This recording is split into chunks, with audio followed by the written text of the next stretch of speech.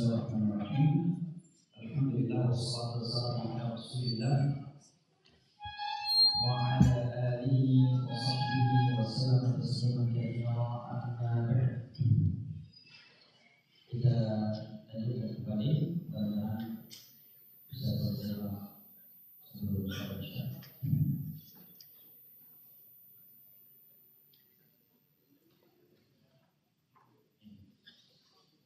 Baik, terakhir sampai halaman 30. Baik. Kemudian kata penulis rahimahullah taala, wa qala al-imam Sufyan bin Uyainah rahimahullah, as-sunnatu 'asharah faman kunna fihi faqad istakmala as-sunnah wa man taraka minha syai'an faqad taraka as-sunnah. Itsbatul qadar wa taqdimu Abi Bakar wa Umar.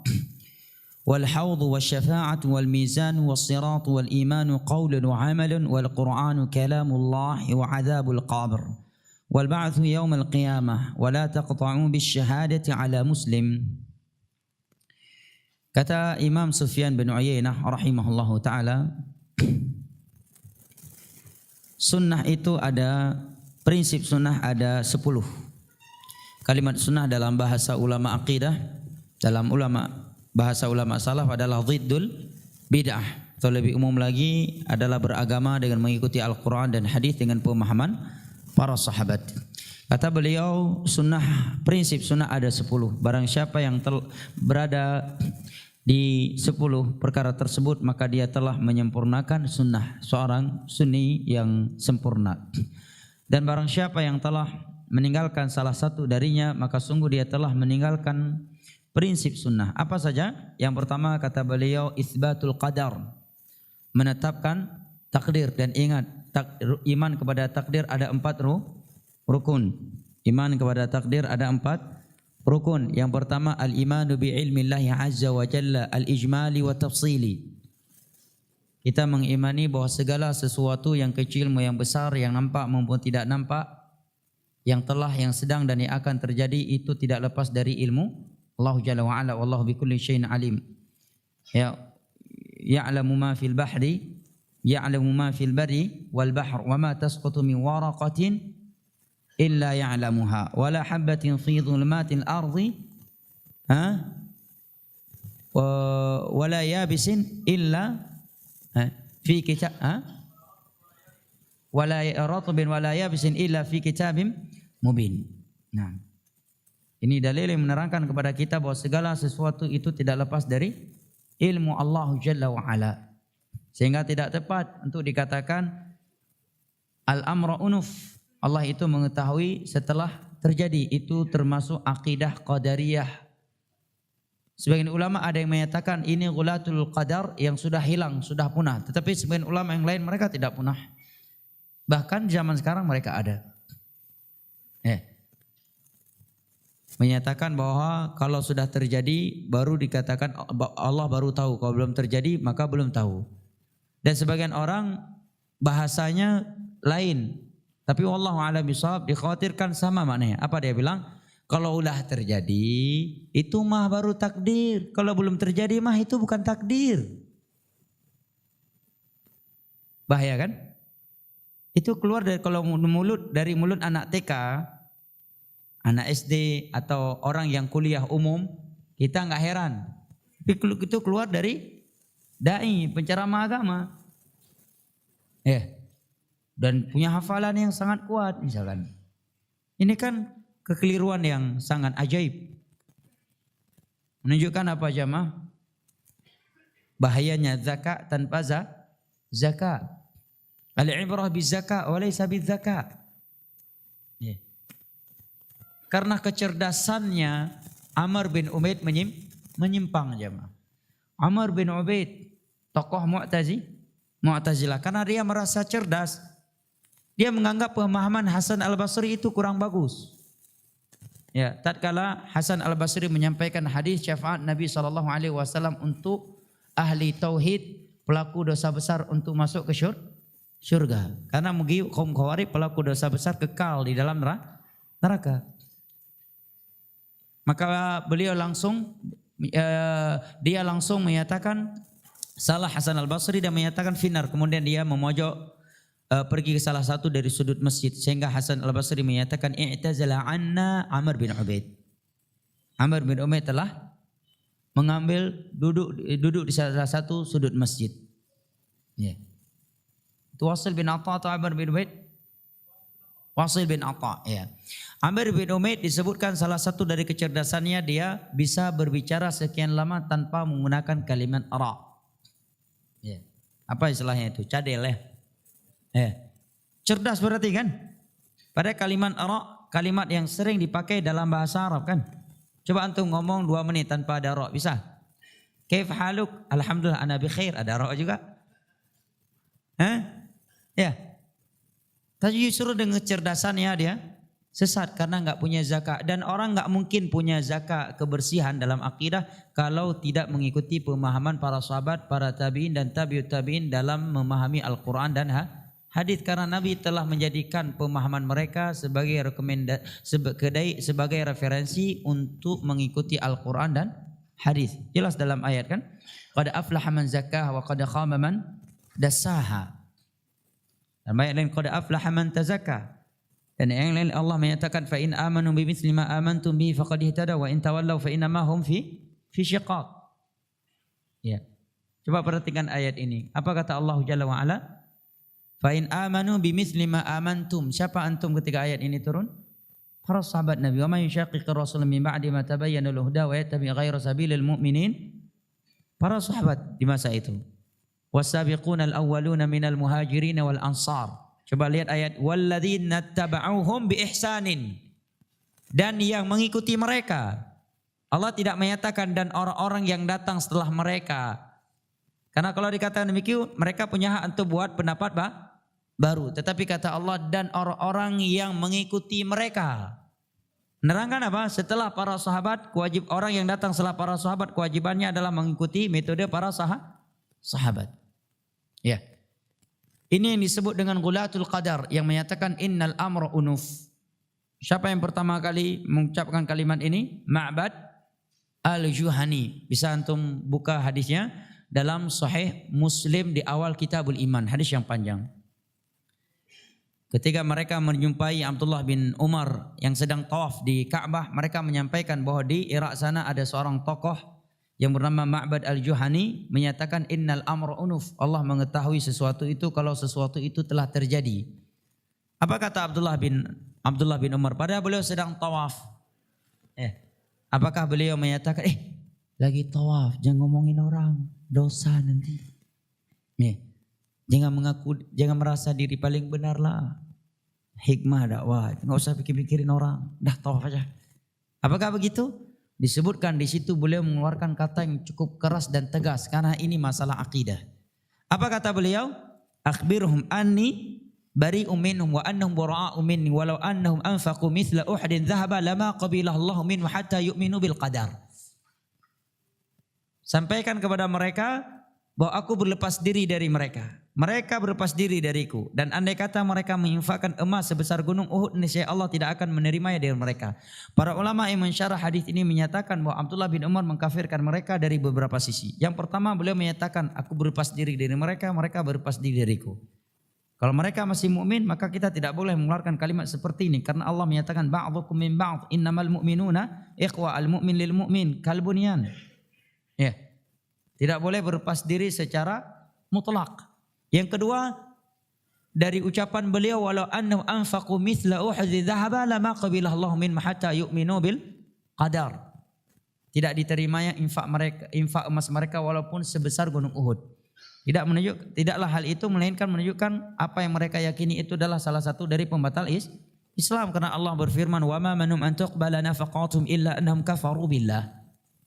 Tidaklah sedekah-sedekah mereka itu ditolak melainkan karena mereka masih kufur. Wa qadimna ila ma amilu faja'alnahu haba'an manthura. Kata Imam Ibnu Taimiyah dalam kitab Taqrib Tadmuriyah, diringkas oleh beliau jadi Taqrib karena punya akidah-akidah kufriyah. Dari kisah itu kita dapat memetik beberapa pelajaran, di antaranya bahwa para sahabat Nabi selalu bersikap tegas, ulama salaf bersikap tegas dan serius dalam kekeliruan akidah. Padahal beliau sedang tawaf. Mungkin kalau kita kan akan udah nanti aja lah di hotel. Udah tawaf nanti di hotel lah. Ayo zaman itu gak ada hotel ya. Nantilah selesai tawaf, selesai sa'i. Sedang tawaf beliau mengomentari. Jadi dalam masalah akidah, Nabi pun dengan para sahabatnya yang keliru sikapnya tegas. Walaupun Nabi tidak memvonis suatu hukum kepada orang yang keliru tersebut karena tak sengaja, tapi sikap Nabi terhadap kekeliruannya sangat-sangat tegas. Beda halnya kekeliruan para sahabat Nabi dalam bab fikih. Contoh, ketika ada sahabat Nabi yang berkata, Masya Allah wa syi'ta. Apa kata Nabi? Aja'altani lillahi niddan. Ya kan? Masya Allah wa syi'ta. Apa kata Nabi? Aja'altani lillahi niddan. Apakah kamu ingin menjadikan saya tandingan bagi Allah? Ada sebuah kaset. Bagus antum dengar. Mungkin sekarang sudah dimasukkan di Silsilatul Huda wan Nur. Syekh Albani. Ketika beliau membahas masalah al-fadh. Hukum dalam Islam ini, al-fadh itu punya hukum sendiri. Walaupun orang yang mengucapkan kalimat yang salah tidak bertujuan salah.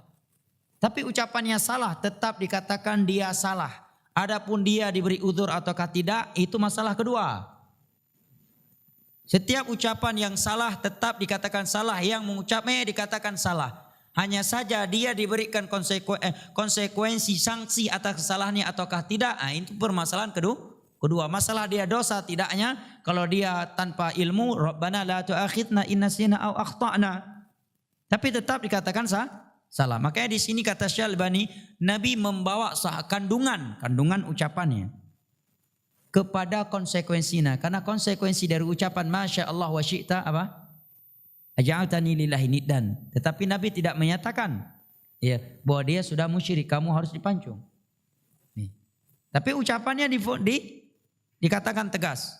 Kandungan ucapannya ucapannya itu dibawa kepada kandungannya. Namun jangan salah paham ya. Yang antum nanti bilang berarti anak kena Murji'ah nih. Yang dihukumi hanya perbuatan, orang yang melakukannya tidak dihukumi. Jangan salah paham. Jelas ya? Karena itu jatuh ke akidah Murji'ah. Murji'ah kan gitu. Ya, hukumi perbuatan aja. Orangnya enggak, ucapan mana? Kan enggak nampak. Siapa yang mau dihukumi? Ya.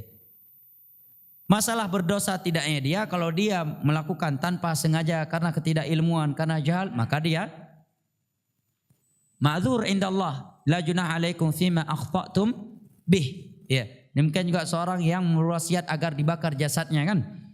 Kemudian debu jasadnya ditaburkan. Kemudian setelah Allah bangkitkan, Allah bertanya kepadanya, kenapa engkau melakukan? Dia menyatakan, aku ingin karena takut kepadamu ya Allah. Maka Allah pun mengampuni dosanya karena al-khata'. Ya. Tapi syahid dalam hadis ini adalah Nabi bersikap tegas, langsung menyatakan aja'altani lillahi niddan. Nabi membawa kandungan kepada membawa ucapannya tersebut kepada kandungannya. Apakah kamu ingin menjadikan saya sebagai tandingan Allah? Tegas kan? Contoh yang lainnya, hadis riwayat Tirmidzi dari Abi Waqid Al-Laitsi.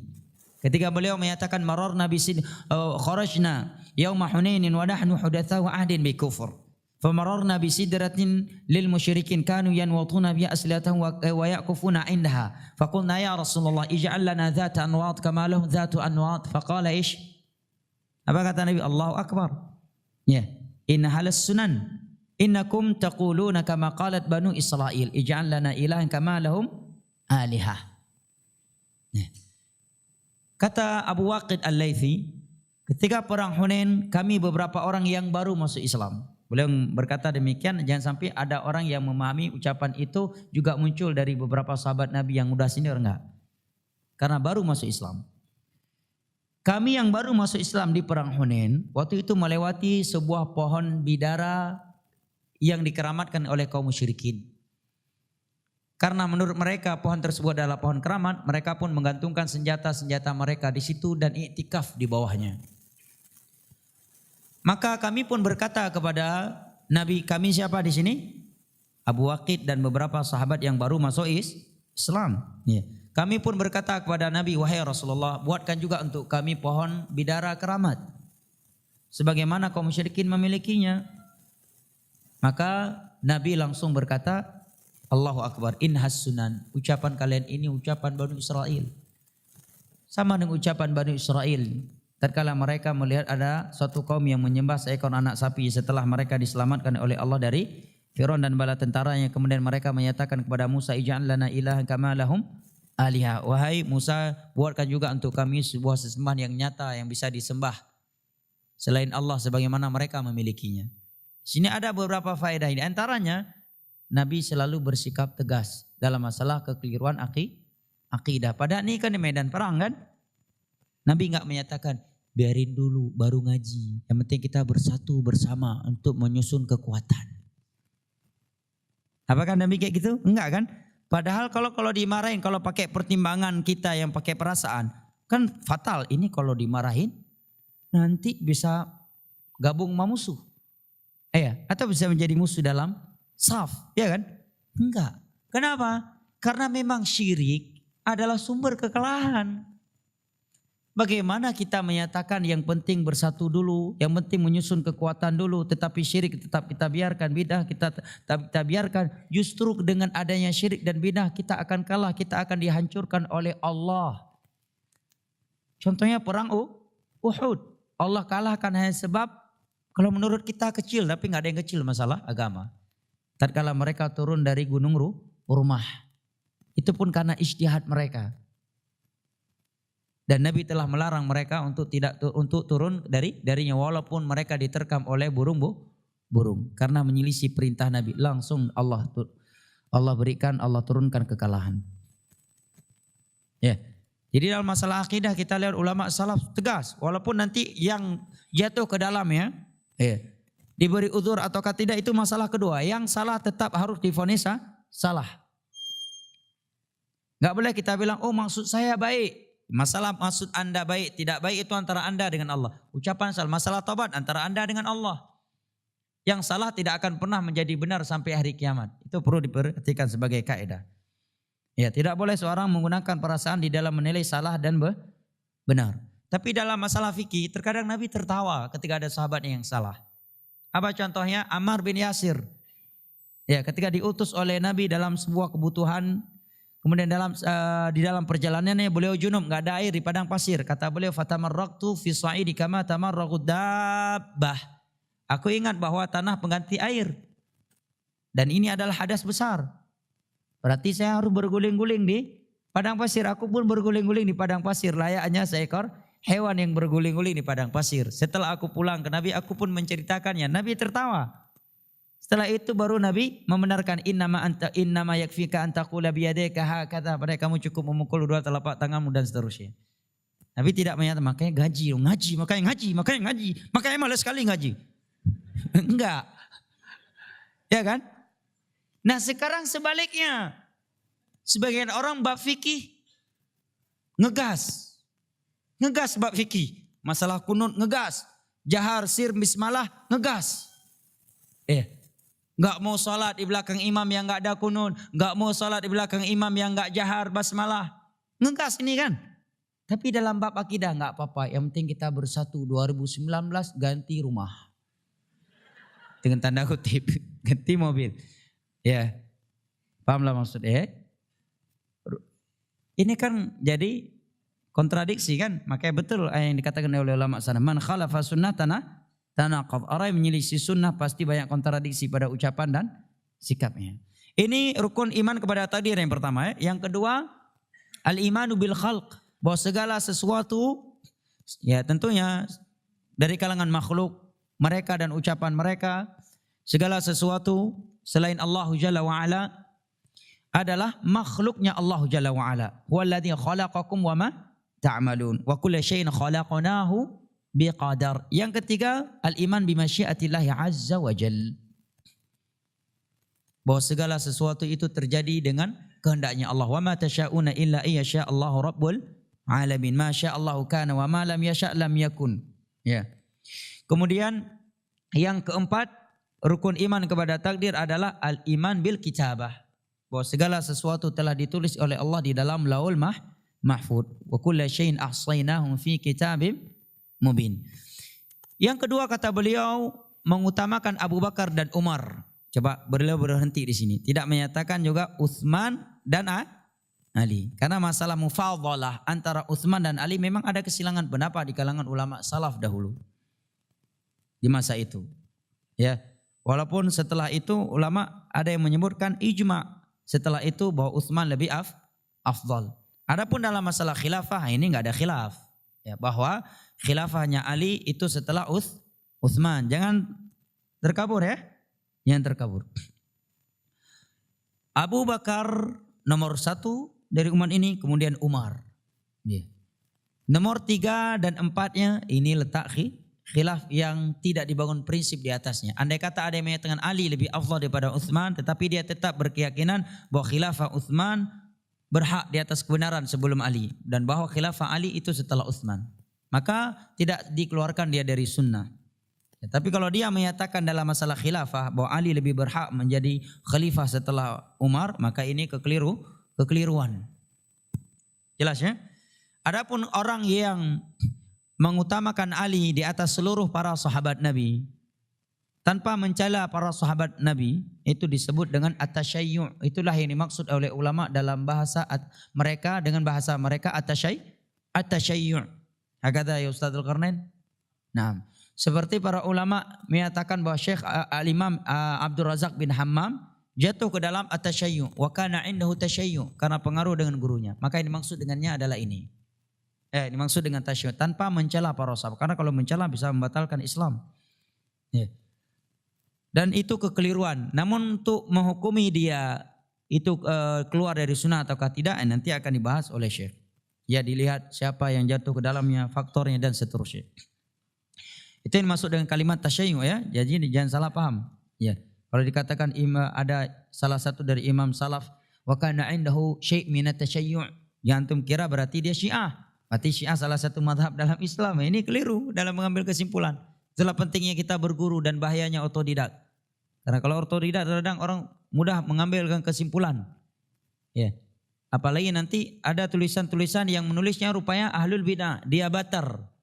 Ada kecapan ulama yang lihak sibaknya disembunyikan atau tak tersampaikan. Dia membacanya yang tidak ada sibak dan lihaknya. Yang mana pemahaman terhadap ucapan beliau tersebut mesti ada sibak dan lihaknya. Jelas ya?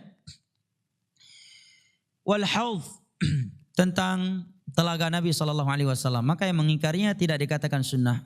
Syafaat, ya, masalah syafaat ini masalah panjang, dan sebaik-baik pembahasan dalam hal ini antum baca syarah Aqidah At-Tahawiyah lil Imam Ibnu Abil Is. Yang jelas ada syafaat yang diingkari oleh Khawarij, dan ini yang dimaksud oleh para ulama dalam pembahasan akidah, yaitu syafaat Nabi SAW kepada ahli tauhid yang merupakan para pelaku dosa besar. Ini diingkari oleh kaum Khawarij. Maka keliru kalau ada ikhwan yang bilang yang beda antara kita dengan mereka para teroris, para Khawarij hanya dalam masalah taat tidaknya kepada pemimpin. Keliru. Kesalahan Khawarij bukan hanya dalam hal itu. Ada yang lebih besar dari itu, yaitu menolak syafaat Nabi SAW kepada ahli tauhid yang mereka para pelaku dosa besar untuk langsung masuk ke syurga. Ini yang dimaksud dalam pembahasan ini. Wal mizan, dia menolak al-mizan, was-sirat. As-sirat, dia menolak iman, bahwa iman qaulun wa la amalun. Bahwa iman itu bahwa iman menurut secara akidah salaf adalah qaulun wa amalun, yazidu wa yanqus, yazid bil ta'ah wa yanqus bil ma'siyah. Adapun yang menyatakan dia mengeluarkan amal dari iman, maka disebut dengan murji'ah. Dan murji'ah ada murji'atul ghulah, ada murji'atul fuqaha, ya. Dan itu pembahasan yang rinci karena waktu kita yang singkat tidak saya bahas, cukup saya isyaratkan. Bisa antum baca dalam syarah Aqidah Tahawiyah lil Imam Ibnu Abil Is.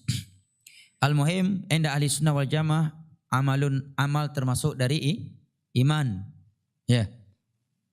Amalan bagian dari keimanan. Apa dalilnya? Firman Allah, "Wa ma kana Allahu liyudhi'a imanakum." Imanakum di sini salat mereka yang sebelumnya yang menghadap ke Baitul Maqdis. Allah menamakan imanakum. "Wa ma kana Allahu liyudhi'a imanakum." Allah namakan salat sebagai iman. Fasammal amal imanan. Fal amal iman. Wal Quran kalamullah. Bahwa Al-Quran adalah firman Allah. Tetapi sebagian ulama menyatakan karena sekarang zaman fitnah, khawatir ada yang bermain dengan kata umum ini, harus jelaskan lagi ucapan ini. Jangan cuma katakan wal Quran kalamullah, tapi katakan juga al Quran kalamullah ghairul makhluk minhu bada wa ilaihi ya'ud sautan wa harfan. Jelas? Karena Asy'ariyah mereka menyatakan al Quran kalam, tapi kalam nafsani. Huruf dan suaranya itu suara dan huruf dari Jibril. Tapi Allah wahyukan kepada Jibril sehingga Jibril memahami apa yang akan Allah firmankan. Kemudian setelah itu dia turun menyampaikan kepada Muhammad. Ini kalam nafsani menurut mereka. Dia ini ucapan yang sangat bahaya. Kenapa? Karena ujung-ujungnya berarti Al-Quran makhluk. Karena suara Jibril. Jibril makhluk. Suara Jibril makhluk. Huruf Jibril makhluk. Berarti Al-Quran makhluk. Berarti sama dengan ucapan kaum musyrikin. In hadza ila qaulil bashar sa'uslihi saqar wa ma adraka ma saqar la tubqi wa la tadhar. Siapa yang berkata in hadza ila al-bashar? In hadza ila qaulil bashar? Walid bin al-Mughirah atau Mughirah bin Walid? Walid bin Mughirah. Nah, ujung-ujungnya ke sana. Ya. Jelas ya? Maka ada hal-hal yang kalau keluar dari mulut sebagian orang harus kita minta rinciannya. Tapi misalkan kalam seperti ini, Al-Quran kalamullah dari seorang ulama al-sunnah, jelas. Tapi kalau kita lihat, dia emang belajarnya emang filsafat, belum dikenal dari belajar aqidatus salaf. Kita katakan kalamullah maksudnya bagaimana? Nafsani atau kalamullah hakiki, sautan wa harfan. Ya. Jelas ya? Dan ini diperjelaskan karena sebagian orang bermain dengan kata-kata umum. Nah, Al-Quran kalamullah ghairu makhluk. Harfan wa sautan. Itu adalah firman Allah Jalla wa'ala. Bukan suara Jibril, bukan huruf Jibril. Bukan pula Jibril mengambilnya dari pohon. Yang Allah sebutkan dalam Al-Quran. Wa adzabul qabr. Beriman adanya azab kubur. Beriman adanya al-ba'ats di hari kiamat. Dan jangan kalian memastikan persaksian ala muslim, bukan li muslim ya. Ala muslim persaksian jelek. Kalau syahida ala itu persaksian buruk. Kalau syahida li itu persaksian baik. Jelas ya? Itu bahasa Arab terkadang huruf jarnya itu antum perlu perhatikan muta'addi dengan huruf apa. Contohnya apa? Raghiba. Kalau dia muta'addi dengan an artinya benci. Kalau raghiba muta'addi dengan fi artinya apa? Cinta. Raghibtu fika. Saya suka kepada kamu. Iya. Raghibtu anka, saya benci sama kamu. Bahasa Arab bahaya. Makanya kaidah takallam bil arabiyyah walau kana ngawuran itu kaidah jawiyah ghairu muttaridah. Takallam bil arabiyyah walau kana ngawuran. Nah, itu kaidah yang salah tuh. Ya. Karena kata penyair innan nahwa fil kalami kal milhi fi ta'ami. Fa innal kalama bila nahwin kalamhil kilabi wa aswatis sananiri. Kata penyair Arab, nahu dalam bahasa Arab itu laksana garam dalam makanan. Berbicara bahasa Arab tanpa nahu itu seperti gonggongan anjing dan ngeongan kucing. Kalau ada yang bicara bahasa Arab enggak pakai kaidah nahu, kalamhil kilabi wa aswatis sananiri.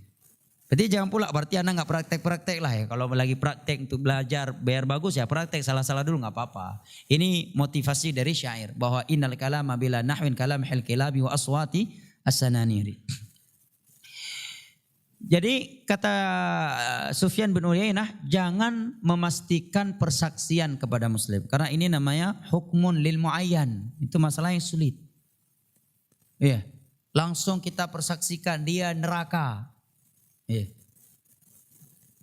Ini nggak boleh. Kecuali orang yang sudah dipastikan oleh Allah dan Rasulnya. Jelas? Beliau tidak menyatakan jangan menghukumi murtad. Karena seorang yang sudah melakukan pembatal Islam dengan nyata. Divonis dia dengan konsekuensinya tentunya bitawafuri syurut wantifa'il mawani. Apabila syarat-syaratnya sudah sempurna, penghalangnya telah tiada dan itu pun diserahkan kepada ahlinya di kalangan para ulama. Jelas ya?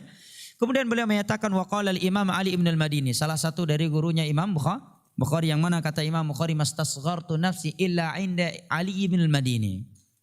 Saya tidak merasa rendah kecuali ketika berada di sisi Ali ibn al-Madini karena memang guru beliau yang luar biasa ilmunya, cerdasannya.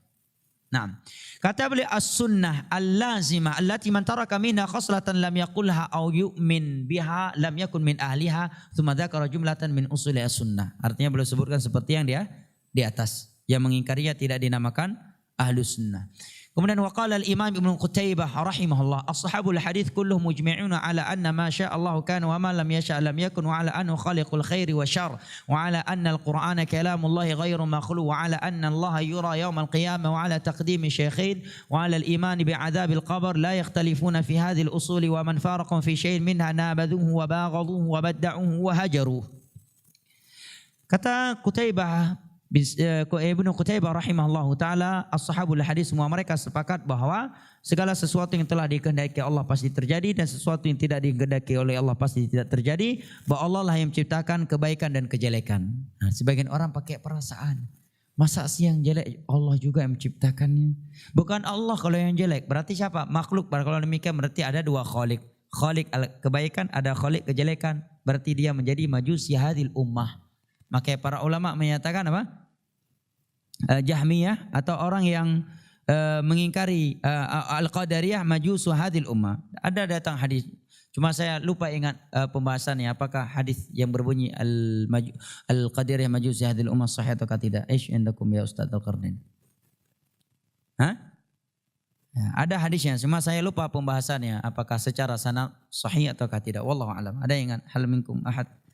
Hal minkum yufiduna Al-Qadariyah majusu hadil ummah. Saya ingat hadis yang sahih, saya ingat. Wallahu alam. Yunzar. Ya. Baik, Al-Qadariyah majus hadil ummah. Kenapa?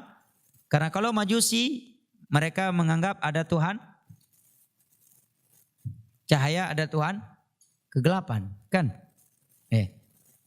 Kalau ini menyatakan yang diciptakan oleh Allah hanya kebaikan. Berarti kejelekan siapa yang menciptakan?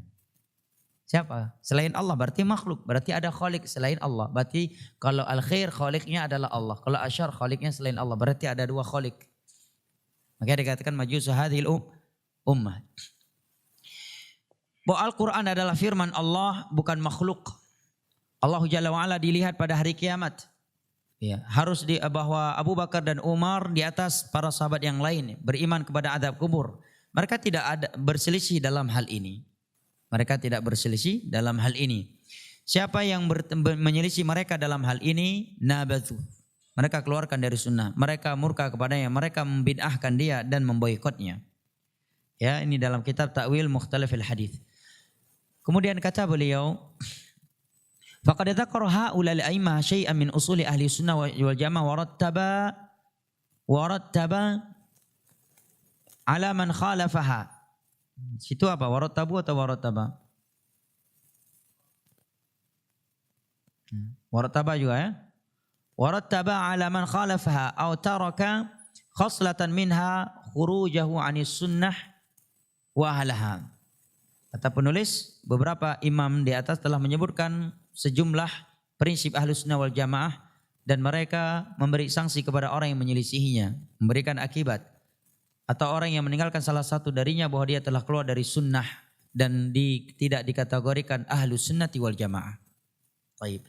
Kemudian kata beliau, fakullu mas'alatin dzakaraha al-a'imma waqa 'alaiha al-ijma' wa dallat 'alaiha nususul wahyi dilalatun wadhihah. Demikian pula setiap perkara yang ulama menyatakan telah terjadi ijma' di atasnya. Dan nas Al-Qur'an dan hadis juga telah menunjukkannya dengan jelas. Nas itu ma la yahtamilu ghairah. Tidak semua dalil nas. Dalil itu ada nas, ada yang zahir, ya. Ada yang muawwal, ya. Yang paling kuatnya adalah nas. Nas. Tidak ada kemungkinan lain. Saya bilang itu. Ya akhi, minum kopi. Enggak bisa antum bilang, oh mungkin maksudnya bukan kopi. Maksudnya lihat kopi. Enggak mungkin kan? Nas itu namanya. Ma la yahtamilu ghairah. Tidak ada kemungkinan lain. Itu nas. Nah, ulama ijma' dalam hal itu. Dan juga dalil dari Al-Quran dan hadis menunjukkan secara nas dalam hal itu. Maka kalau dia menyelisihinya, maka dia dikeluarkan dari sunnah. Itu kaidah umumnya. Kemudian kata beliau, wa min huna qala al-Imam Ibnu Taimiyah rahimahullah man khalafa al-kitaba al-mustabin, lihat syaratnya. Wa sunnatal mustafiyah. Au ma ajma' alaihi salaful ummah khilafan la yu'dzar fih. Perhatikan bahasa beliau, la yu'dzaru fih. Fahadha yu'amalu bima yu'amalu bihi ahlul bid'ah. Barang siapa yang menyelisih ayat Al-Quran yang jelas, hadis yang mustafidhah yang masyhur, atau menyelisihi kesepakatan para ulama khilafan, la yu'dzaru fih. Dia ma ajma' alaihi salaful ummah, menyelisihi kesepakatan salaful ummah dengan cara yang tidak diberikan uzur. Di antara uzur para ulama ada yang menyebutkan takwil. Nanti akan boleh berikan contoh, ada sebagian ulama salaf jatuh ke dalam bab akidah karena takwil. Bukan memang menolaknya, tidak berimaninya. Nanti akan diberikan uzur. Atau sebagian ulama menyebutkan karena dahsyatnya al-madaris kalamiyah di masanya. Seperti orang ulama menyebutkan tentang Imam Nawawi dan al-Imam Ibnu Hajar. Kaidah umum mereka sesuai dengan salaf dalam bab asma' was sifat. Itsbatu ma athbatahu Allah li nafsihi minal asma'i was sifat fi kitabi wa sunnati sahihati ala ma yaliqu bi jalalihi. Ala ma yaliqu bi jalalihi min ghairi tahrifin wala ta'tifin. Masya Allah. Ya, habis waktunya? Sudah adzan ya? 5 menit lagi. Baik, ya.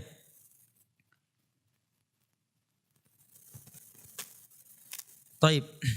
Maka kata beliau, dengan khilaf yang tidak bisa diberikan uzur, maka orang yang seperti ini disikapi sebagaimana kita menyikapi ahlul bid'ah. Apa syaratnya tadi?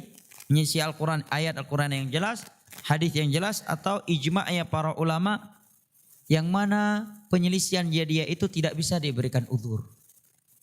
Ya, misalkan dia hidup di tengah-tengah orang yang di kalangan ilmu agama, ayatnya sudah jelas disampaikan, hadis juga sangat jelas pembahasan itu dalam ayat Al-Quran jelas, hadis jelas, ijma' ulama salaf juga jelas. Contohnya masalah istiwa'nya Allah Jalla wa'ala. Juga tadi disebutkan khuruj alal ulah. Menekan juga al-masu alal khufain.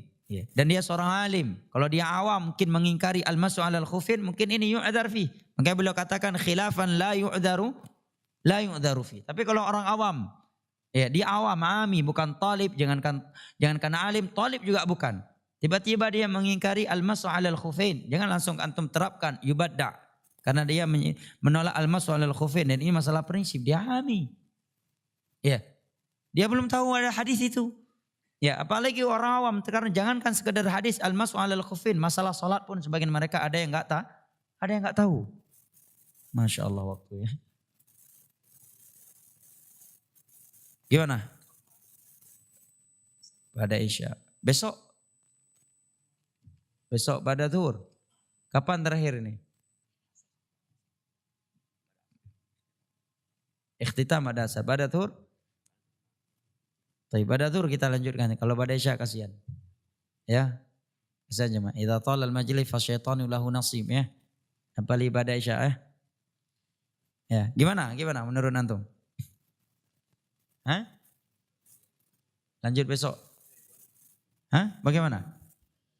Cik, gimana? Mau lanjut lagi kita setengah jam pada sholat Isya ataukah besok? Besok. Godan. Besok. Besok pada zuhur ya? Panitia besok ada jadwal Ustadz pada sholat zuhur mungkin? Mungkin. Nah, pada zuhur jadwal siapa besok? Ustadz Nur Ihsan.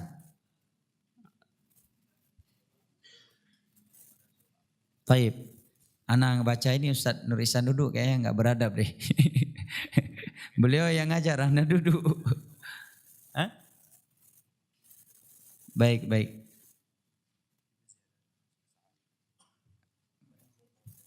Badadur mungkin ya? Baik, Badadur. Datang cepat Badadur. Baik. Barakallahu fiik. Badadur kita lanjutkan. Subhanakallahumma bihamdika asyhadu an la ilaha illa anta astaghfiruka wa atubu ilaik. Jazakumullahu khairan.